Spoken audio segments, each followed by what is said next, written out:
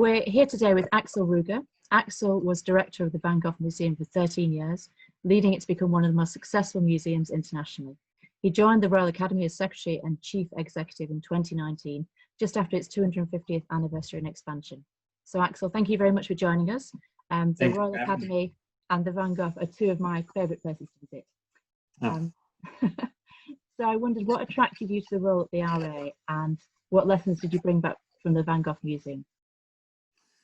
Well, I mean, in a way, after having been at the Van Gogh Museum for 13 years, I felt maybe it was time for, a new challenge and try to, deploy my creativity in a different context. And what attracted me to the RA was that it was something really very different in terms of, the type of organization, but also, what each institution is doing. The Van Gogh Museum is called a relatively straightforward, if you like, museum with a collection, albeit a very famous one, and an exhibitions program and research and all of that. Whereas the Royal Academy is, from its founding day, an artists association. So a most important constituency is the artists, our community, as it were. So we're working constantly with now living artists, not only in terms of programming, but also, kind of running and thinking about the RA. And because the RA, while it has a collection, the collection is, in the scheme of things, somewhat less significant.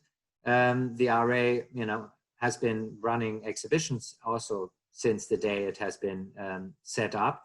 And so it's a very varied and much wider ranging exhibitions program also that we do. The Academy permits itself to have exhibitions from, antiquity to the present day, if you like. And so that freedom, that wide range, that engagement with contemporary art, which we did to some degree at the Van Gogh Museum, but certainly not to a considerable degree, all of that attracted me to the Academy, and to do something, that is still arts, still fine arts, still museum type, but nevertheless very, very different. It's very challenging, I think.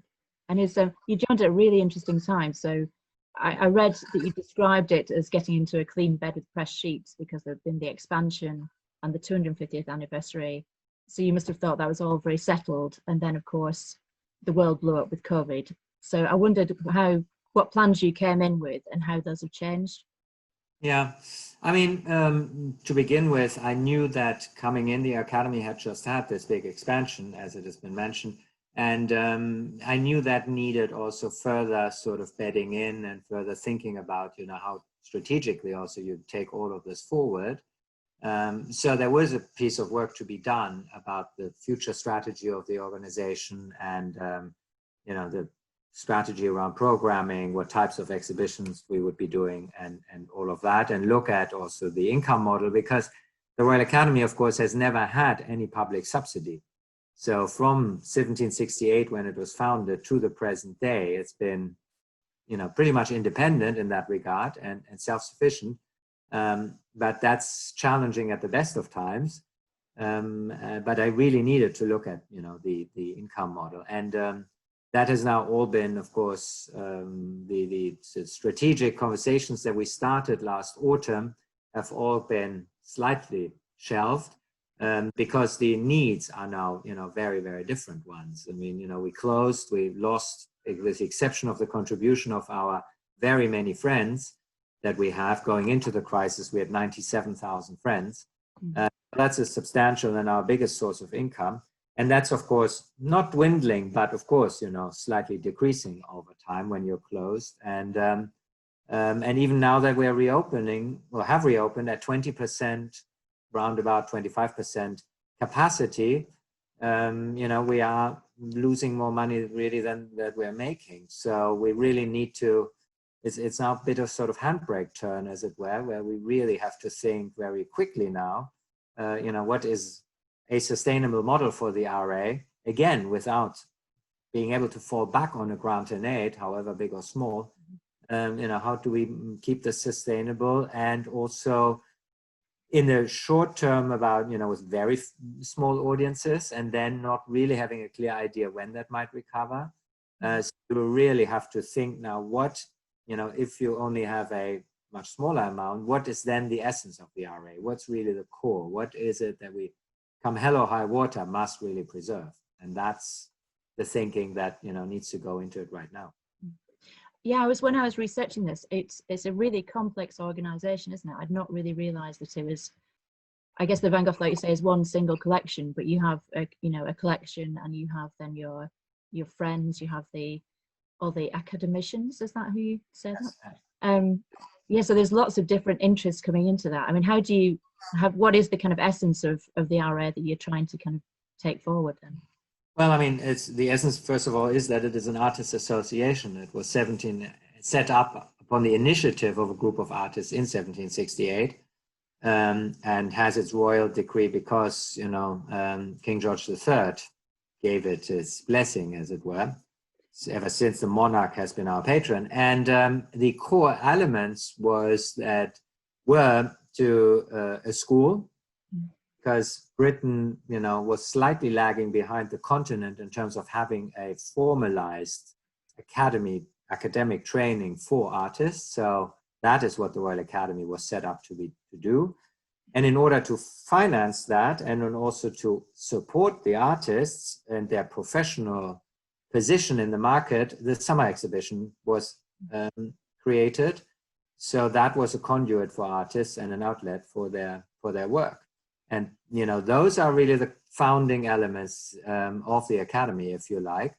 Those also are the ones, the exhibitions program, more so, the schools less so, but those are the core elements that we need to protect and preserve.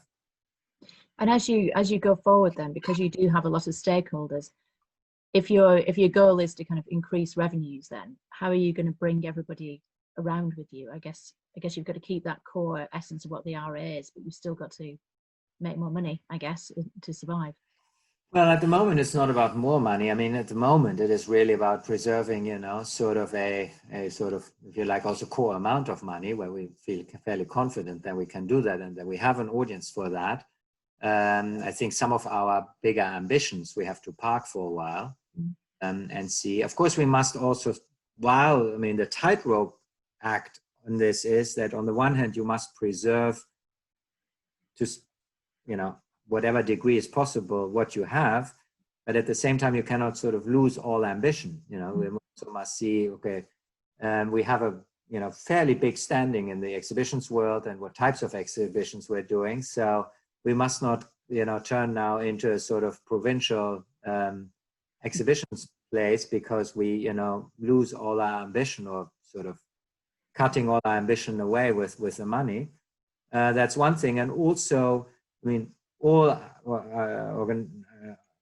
artistic organizations know, and it's certainly most recently pointed out to us very emphatically, that we don't reflect really the public that lives, maybe in our case, not on our doorstep, but certainly, within London and Greater London, and that the makeup of the population is very different from what we reflect in our institutions, both in terms of staff, but also in terms of programming, and that needs to be addressed. And so how do you do that with very limited resources, and can you afford really to try to reach out also with potentially also, more adventurous and slightly more risky programs to a wider audience, when, all your instincts tell you just, play it safe and preserve what you know and what you do best and what you have, rather than, taking too many risks. So that is going forward, I think, for many of us, an interesting challenge. It's very interesting, isn't it? I wondered, because now the RA had a role in this sort of culture in quarantine, with sort of life drawing classes, and I guess I wonder if there have been some benefits from COVID in terms of reaching out to new audiences online as well. And then I guess when you get those new audiences, how does that convert to, can you convert that to revenue, just to put it crudely? I mean, you might be the American art school, but how is that going to help you eventually? Yeah, no, that is, and I think that's also the holy grail, but I think that jump from digital to analog, or from analog to digital, is something that everyone is sort of, grappling with. And of course, we all had a huge boost in terms of our digital reach, and even those who, you know, were not so strong all of a sudden found themselves being beleaguered by people who are looking for beauty, for inspiration, you know, through art, for things to do. And I actually personally believe, and I think we receive far too little credit for it, that the cultural organizations during the lockdown have been performing really an essential service, that we provide so much content and really kept people, if you like, also sane, and, you know, and especially with families, inspired and something to do and so forth. But there was also this sort of, if you like, moral imperative almost to make all of this, you know, available for free. So my staff, well, many of them were on furlough, my staff were really working overtime to generate content, to make older content that we had available again and all of that, but it was all for free. Now, we had already gone down that garden path collectively, all of us, that we have put our collections, our, you know, sometimes our exhibitions, research materials, you know, all sorts of things, image data banks for free on the internet. And it was this kind of tacit understanding that, you know, on the internet, it ought to be free and it's sort of for maximum access and so forth. But to turn this around now and all of a sudden say, well, actually, you know, now we need money, so we put all of it behind a paywall, is not so easy, because the expectation is that it's all available. And you see, you can draw an sort of analogy to the newspapers, who of course also early on in the digital rush, you know, threw themselves out there digitally and now are trying to claw this back and trying to put more and more stuff behind paywalls.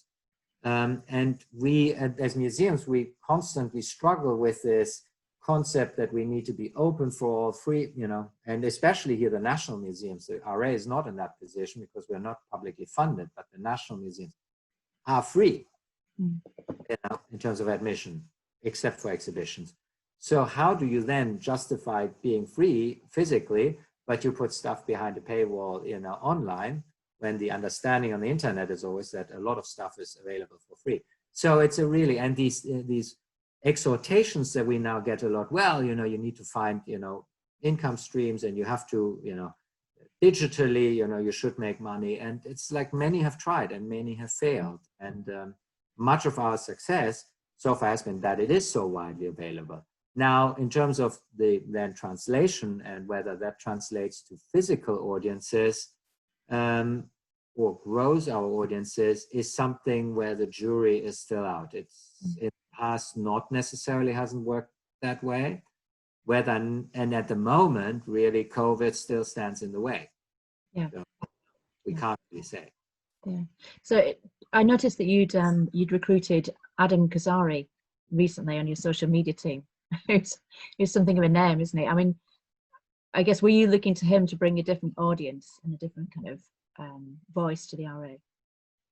Yeah, I think more so, you know, one follows the other. So I think you have to start with a different voice in order to reach, you know, an audience, or hope to appeal to an audience.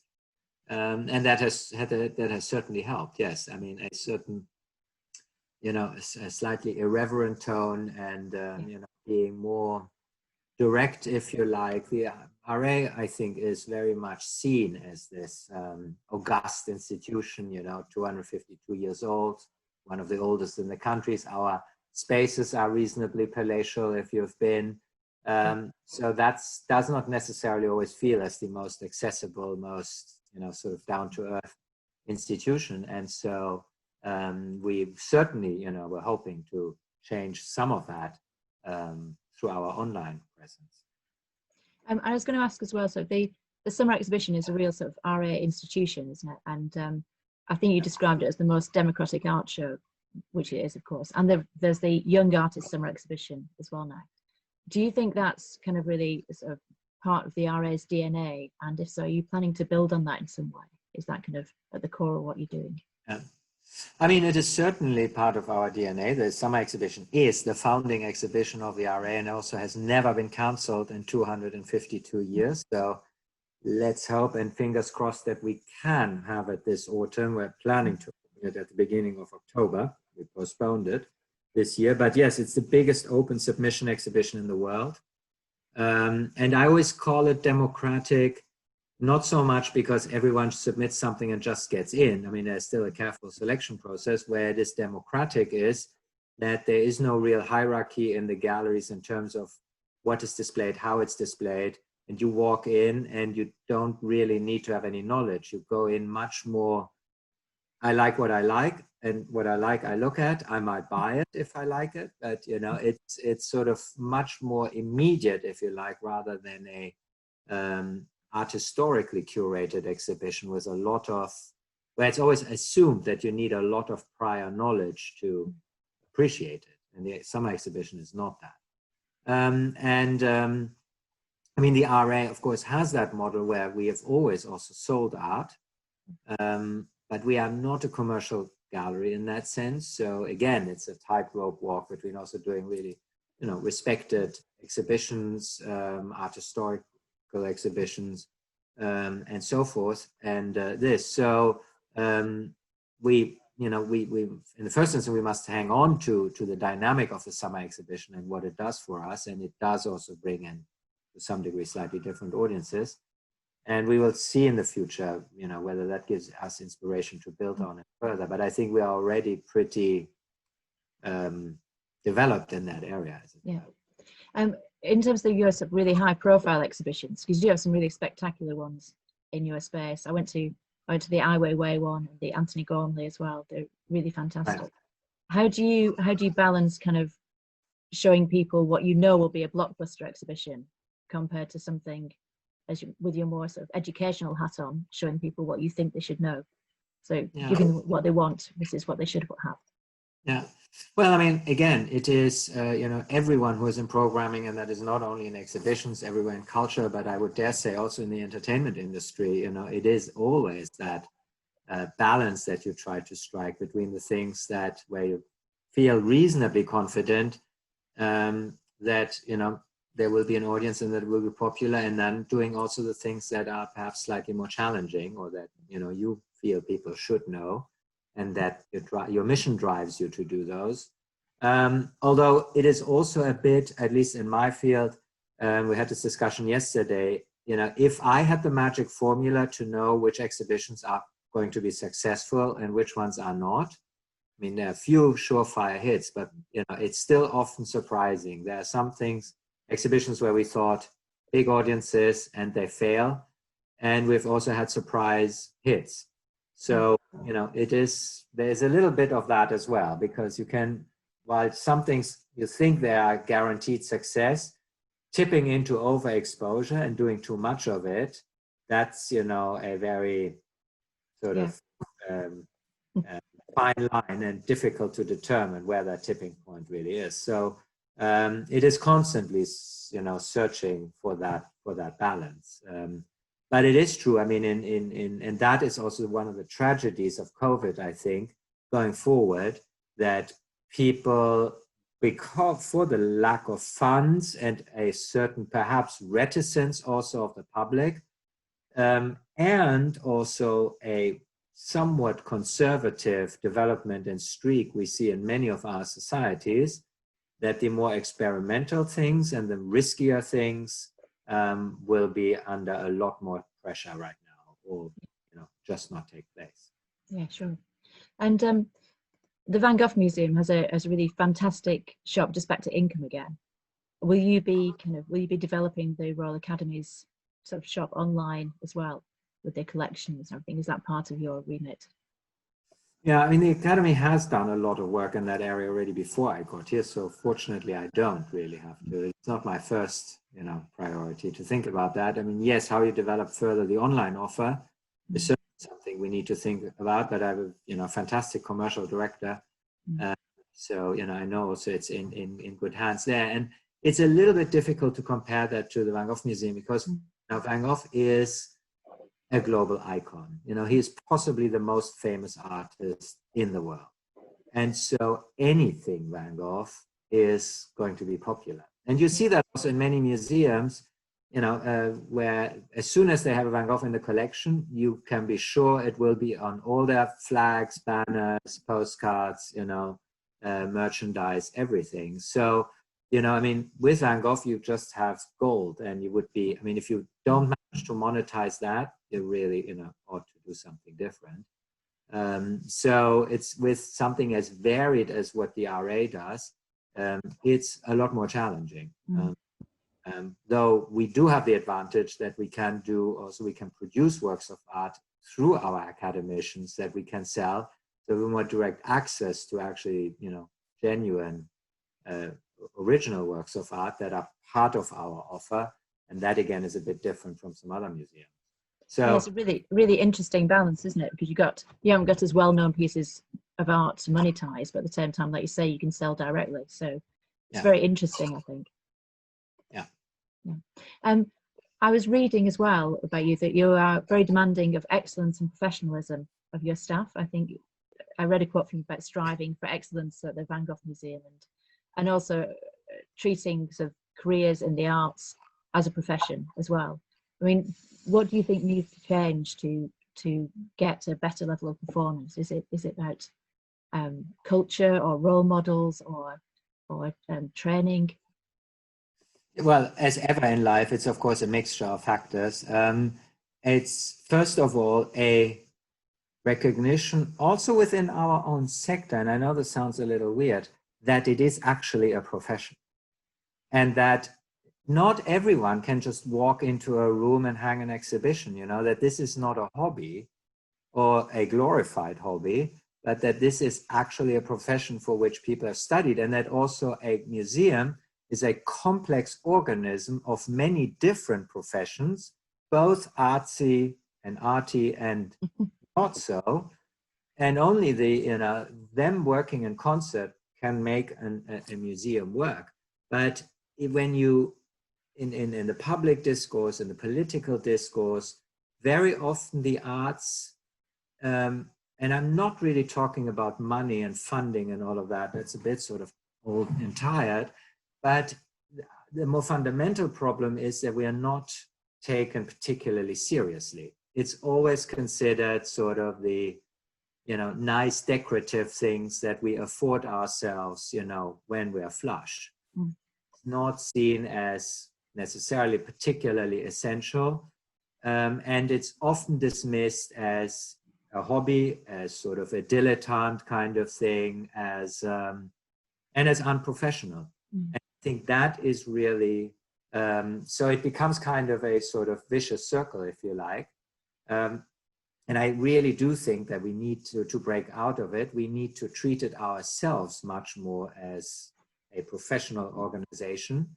And we need to show also to the outside world more emphatically, you know, what it takes nowadays to run a cultural organization, and that these, you know, especially the bigger ones and the, perhaps also the more prominent ones, are highly developed professional organizations. And we need to get that out there. Now, my favorite example that I always sort of cite in this case is a very clear indication of this, if you don't believe me, because many people say, but I love the arts, you know, and of course I see that you're a professional. Now, look at the boards of trustees of all the arts organizations you can think of. You will find any prominent businessman and CEO, you know, from any company you can think of on those boards. Now, if you now conversely look at the non-executive boards of any of these companies, how many of the directors of the Opera House, of the National Theatre, of the National Gallery, and so sit on those boards? Yeah. Actually, not a single one. I had these discussions in the Netherlands a lot, and also with various CEOs. And I remember one saying to me, well, what do you think you have to bring to the table? I mean, the question alone is already a bit of an insult. And I said, well, I run a, medium-sized organization, call it a business. I have, 400 staff, I have millions of turnover. I have an asset in terms of the collection that I'm responsible for that's probably worth several billion. I, have a global brand. I communicate in 12 languages with our public. you know, we talk to the press, my stakeholders involve everyone up to the royal family, so tell me what I'm not doing, quite frankly. And then there's a sort of stunned silence, and everyone then says, oh, I never thought of it this way. Yeah. But that does not lead logically on to the next step. Oh, maybe you do have something to contribute. It's still the old boys network. It's still this, you know, business among business, and also headhunters will not touch you. They will say, no, sorry, you know, you're sort of too esoteric a candidate, too risky. We will not put you forward when it comes to board positions. Yeah. And I honestly believe that only if we ever make that step, and we can also, you know, practice and show to people in practice, you know, what you know and what your experience is and what you can contribute, only then might that ever change. Yeah. So do you think training, I think you were on the CLOR leadership program, weren't you? Is Yes. training like that important, do you think?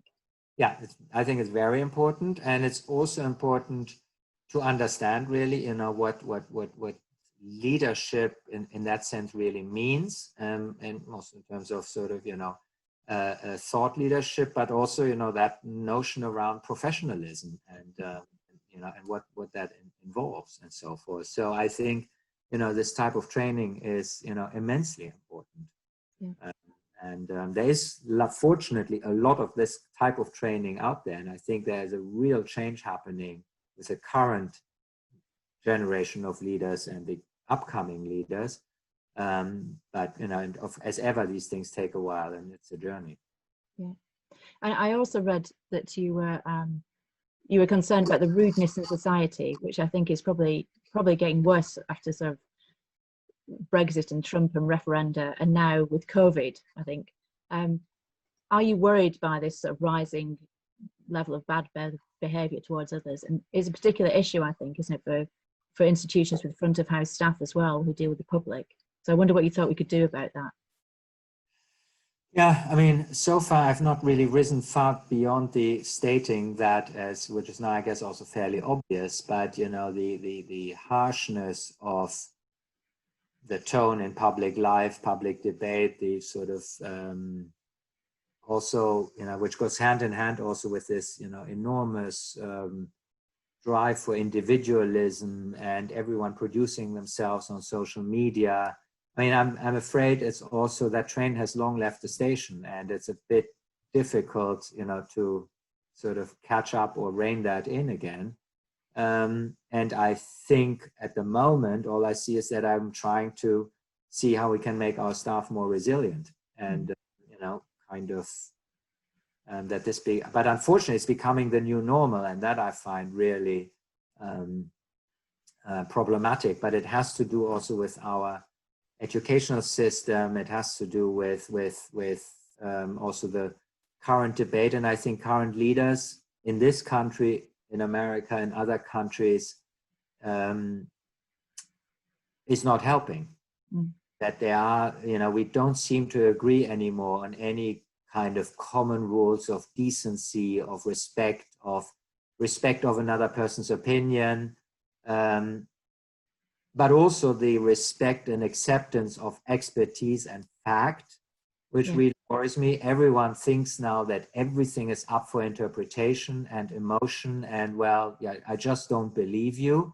I mean, in some cases, you know, whether the earth is round or not is not actually something anymore, you know, that you sort of believe or not. It's a physical fact. And, you know, but, you know, we seem to be regressing also in that sense as humans.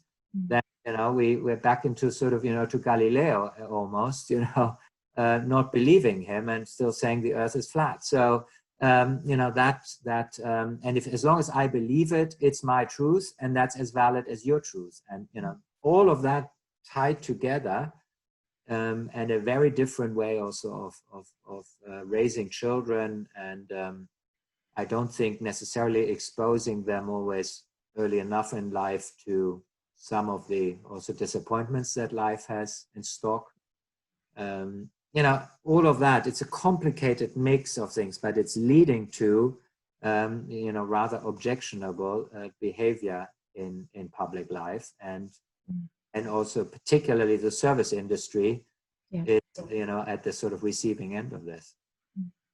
Yes, it's sad, isn't it? I'm sad that the only thing that we can do about it is train the staff to be resilient. That seems to be I don't know. I mean, I hope that eventually, that maybe also the tide will turn, or that, that a new kind of focus on manners might eventually arise again, but I'm not entirely sure yet what is going to prompt that. And I always, in the past, I said, and I've learned now to eat my words, because I said, maybe our society is so bored with things that they just keep provoking and, just to make it crazy, elect Trump, and, just do the most outlandish things in order to, I don't know, shake us up out of our boredom and ennui. But I mean, of course, now we have a full-blown crisis with COVID, and it does not seem to help. It seems to make it worse, actually. And that, for example, a crisis like COVID does not kind of shake people awake and show, what a charlatan, a leader like Trump is, but almost sort of cements his position, is, something that I had not expected it would sort of, unravel in this way. This brings me on to my last question, I think. I also saw that an interview where you were asked for a comforting piece of art, and you suggested, I think, is it Holbein the Younger's, is it Derek Burke of Cologne, with his piece of paper, which I liked. I've actually sent us on to other people since. So he's holding a piece of paper which says something to the effect of, someday we'll all be able to laugh about this, which I think is really comforting, because it's not just a 500-year-old painting, it's also, he's referencing something 2,000 years ago, isn't he? So it's a universal sentiment. So I wondered if you thought there was something in that, maybe for cultural institutions. Is that sort of like trying to really putting those ideas in one painting? It's a really complex idea that you can get across, isn't it? And is that what cultural institutions are for, do you think? Well, I think it's more broadly speaking, of course, to, expose us to, or inspire us really to ideas, to through imagery, through words, through whatever, to, think about ourselves, but also give you, maybe a different idea about something. For that particular painting, I chose it when I was, about to sit my university exams, and the preparation period was fairly grueling. And so, that slogan which it said on the painting, "One day it will be pleasant to remember," is something that then resonated with me sort of incredibly, but also because of the stoic image of the sitter. And so, yes, I mean, art can of course speak to you in many, many different ways. I was in Munich last week, and there was Marina Abramovic has now a sort of operatic performance there at the Opera House about Maria Callas, and it's not really an opera experience, but it's not really a sort of it's sort of a hybrid of that, and it was incredibly inspiring and really made you think about the whole art form, but also, what the dialogue between music and imagery, of which he uses a lot in that performance, what that means. And indeed, an older art form, and certainly old operas, if you like, but very modern imagery. And you just can, never know what that might inspire in you to think about, or how it may resonate with you. Mm-hmm. So yes, there is not one single work, and I'm luckily enough working in this industry, so that I'm constantly also exposed to different things and new things, and can let myself be inspired, or just entertained, or just be sort of. I think there was also, over the past months, an important quality of art was also consolation and solace, particularly in times of crisis. And I think that's also the biggest sadness of the COVID crisis, that what cultural institutions, arts institutions would do best in a crisis, that is to welcome people in, to embrace them, to expose them to beauty, to offer escape, to inspire them, but also, you know, that solace, that sort of, you know, consolation is something we were not able to offer. And I think, you know, is one of the biggest tragedies, sadnesses around this whole sort of crisis right now. Well, thank you very much, Axel. That was fantastic. Thank you for your time. I know you're really busy.